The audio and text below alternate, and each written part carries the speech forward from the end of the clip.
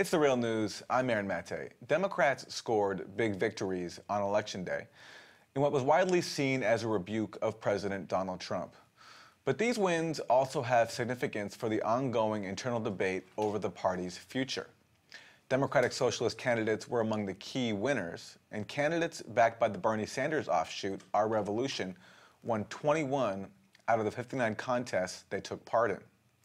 This election day comes as a new book from former DNC chair Donna Brazile has reignited the tensions between supporters of Bernie Sanders and Hillary Clinton.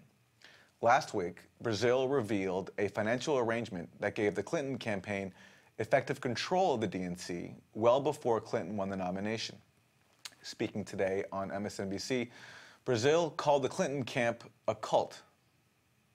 It was a cult. I felt like it was a cult. You could not penetrate them. I mean, look, I'm a grassroots organizer. I know street politics better than I know sweet politics. I know how to touch people where they live, work, play, and pray. But I cannot I cannot help a candidate, Joe, if I don't have the resources, if I cannot spend the resources that the party is raising, because there's a blind agreement between a campaign. Unspoken even. Yeah, and again, I want my party to come back from this stronger.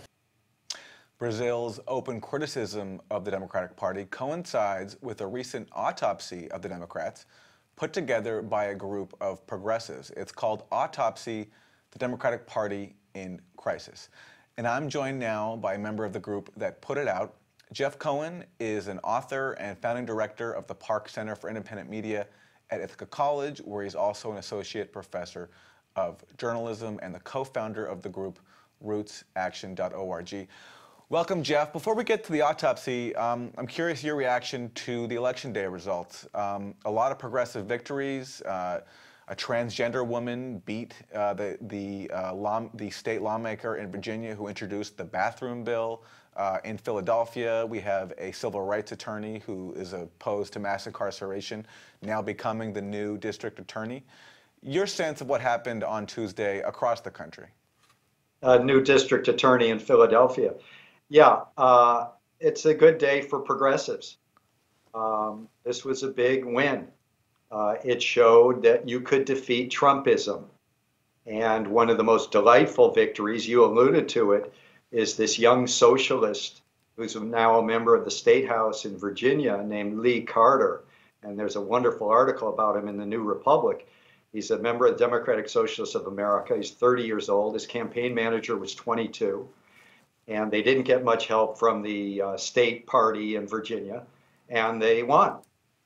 So there's a lot of excitement, but the caveat is that if you keep a corporate establishment with a stranglehold over the National Democratic Party, the neoliberal hawkish wing of the Democratic Party, then a lot of this energy that showed itself so well across the country on Tuesday, it will not be able to win big elections. It will not be able to win enough big elections. That's the problem. Let's talk about that in terms of your autopsy. The report goes through a number of issues with the party. And the first one at the very top is corporate power in the party. What did you find? Well, the party cannot appeal to working class voters as well as it should across racial lines if it's seen as tied to corporate power.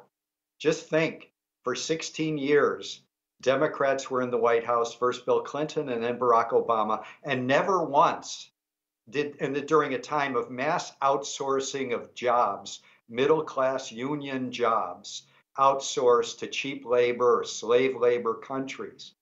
And not once in that 16 years did a Democratic Party president polarize with one of those outsourcing corporations. Indeed, Barack Obama made the head of his Jobs Council the CEO of General Electric, which was a pioneer in outsourcing. So if you are sort of tied to corporate power so you can't identify villains, comes along Trump, and he's not the only one, but phony populists, charlatans, seeming to stand up against the rich or against the the big corporations that the Democratic leadership will not stand up against, that charlatan may get elected. And, Trump got elected in 2016.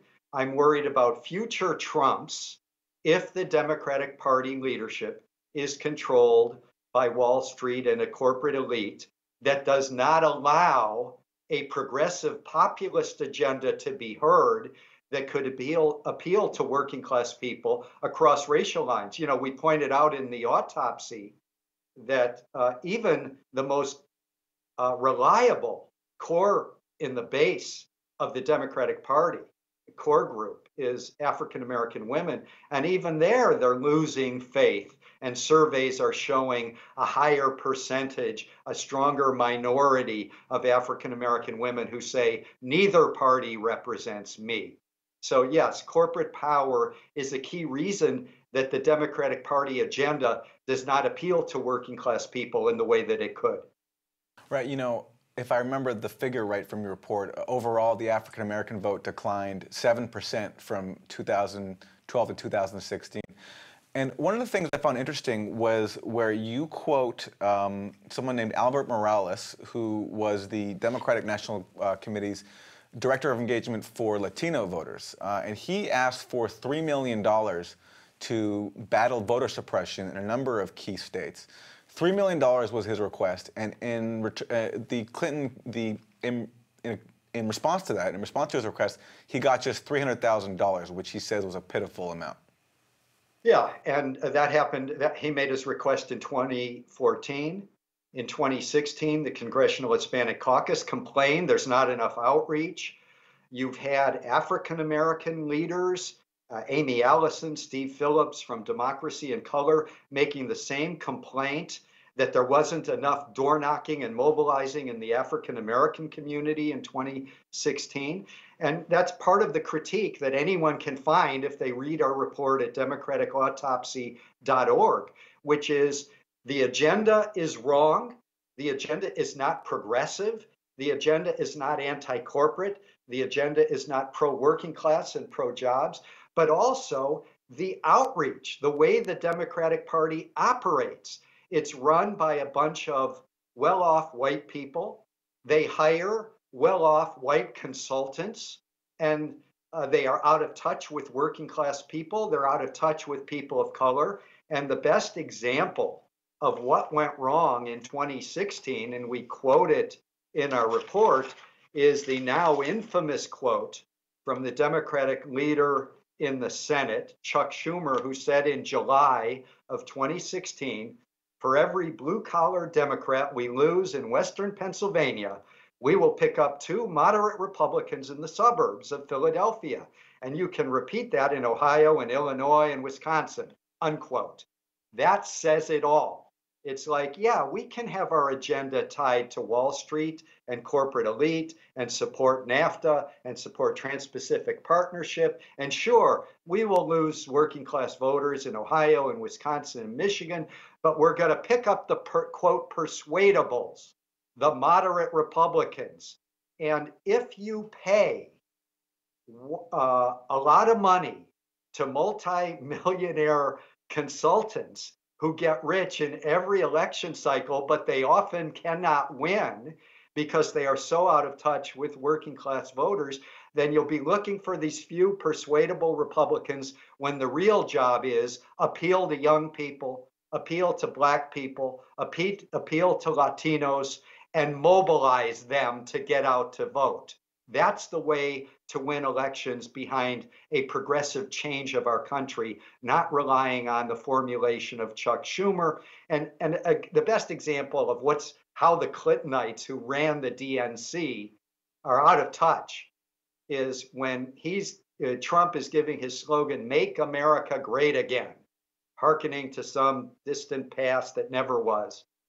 There was actually for a while on the website of the Clinton campaign, "America is already great," unquote. That's how they were going to rebut Trump's "Make America Great Again." Well, in a change election, with massive income inequality, where people are hurting in all of these swing states, working people of all colors. And your slogan is America is already great. I think it only lasted a few hours, but these are highly paid consultants, totally divorced from middle class and working class and poor America. Right. You know, one of the gems that come out of the book Shattered, which came out a few months ago. It's an inside story of the Clinton campaign based on interviews with dozens of campaign staffers. The authors reveal that the Clinton campaign approach to Michigan was to simply avoid it because they realized that Hillary Clinton's message was turning off working class voters because of her stance on trade. So their novel approach was simply to stop campaigning in Michigan in the hopes that they would turn out the people who already were in favor of Clinton and just not spark any more opposition to her than already existed. And we all know how that turned out. Let me ask you, Jeff, so essentially your autopsy here is an endorsement of sorts for this civil war inside the party of the Bernie Sanders wing advancing with its message and doing away with the corporate Democratic message. But the problem with the Civil War right now is that the Clinton wing and the Sanders wing are not the only two sides. We're also dealing with the Trump presidency and the Republicans. So I'm wondering your thoughts on dealing with the struggles of trying to reform the party while still needing coalitions, still needing to make coalitions sometimes with corporate Democrats to stop the Trump agenda. Yeah, it's a good question, but let me take issue with one of its assumptions. The democraticautopsy.org, our report is not aimed at refighting 2016 or worsening a divide within the Democratic Party. The goal of the autopsy, and I'm passionate, but the autopsy is very sober, and I encourage everyone to read it. It's about 33 pages. It's very sober, and it's talking about the future and looking at the past for what was done wrong and what needs to be done in the future. And yes, the number one enemy is Trumpism and the racism and the xenophobia of it. Number one enemy, no doubt about it. But it's our argument in the autopsy that unless you have a different agenda, a progressive agenda, public college free, universal health care, jobs programs, green jobs programs that can put people to work. Unless you have that agenda combined with a strategy of reaching out to your base, people under 30 are the most progressive force in society. Reach out to young people, reach out to people of color, reach out to working class people with a message that will create enthusiasm. That's the way to defeat Trumpism. You will not defeat Trump if you run people like Dianne Feinstein. If you elect people who get elected on a neoliberal, corporate-friendly, hawkish politics, it will just lead to this seesaw where 2 years later the Republicans will win again. We've been there before. We had Bill Clinton with a Democratic House and a Democratic Senate in 1993, and they vacillated. They passed NAFTA. They alienated their base, and the Republicans came flooding into power. Obama gets elected in 2009. We have a majority of the Democrats in the House, a majority of the Senate is Democrat, and then because they helped out Wall Street, but they wouldn't put a foreclosure freeze to save millions of homes, they lost everything again. So, yes, Aaron, you're right. The number one goal is we have to turn back Trumpism. But you cannot turn back Trumpism by just bringing back a new batch of neoliberal corporate Democrats, because trust me, they will lose 2 years later. You need a transformed Democratic Party in order to actually defeat Trumpism and build a progressive future that can hold on to power and deliver enough reforms for the working class of all races so that you stay in power.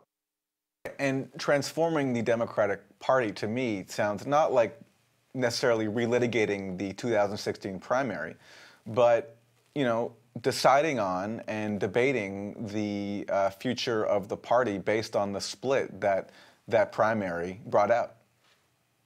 I agree with that, but we're not going in the right direction. You know, a few weeks ago there was a Democratic Party meeting in Las Vegas, and Tom Perez, the chair of the Democratic National Committee, engaged in a purge where several of the pro-Bernie people, including the wonderful, very loyal Democrat Arab American leader James Zogby, he was kicked off of two committees he'd been on for years. So no, I would say that Tom Perez and the National Democratic Party leadership is going in the wrong direction. But the exciting thing, and on Tuesday, is that the base is what made this victory possible. These people that have won elections across the country, many of whom supported Bernie, some of whom did not, but many of them are running for the first time. A lot of people of color, a lot of women. We had queer candidates, we had trans candidates, we had open socialist candidates. If the energy comes from the base, then we can push Tom Perez and the neoliberals aside over time. And I believe it's the only way to defeat Trumpism. Neoliberal corporatists, maybe they'll win this election or that, but it's not a prolonged, permanent way of defeating the Trumps and building a progressive future. That has to come from transforming the Democratic Party from the ground up. And Tuesday was a good start on that. Jeff Cohen, co-founder of rootsaction.org and founding director of the Park Center for Independent Media at Ithaca College, where he's also an associate professor of journalism. The Democratic Autopsy is at democratautopsy.org. Jeff, thank you. Thanks, Aaron. And thank you for joining us on The Real News.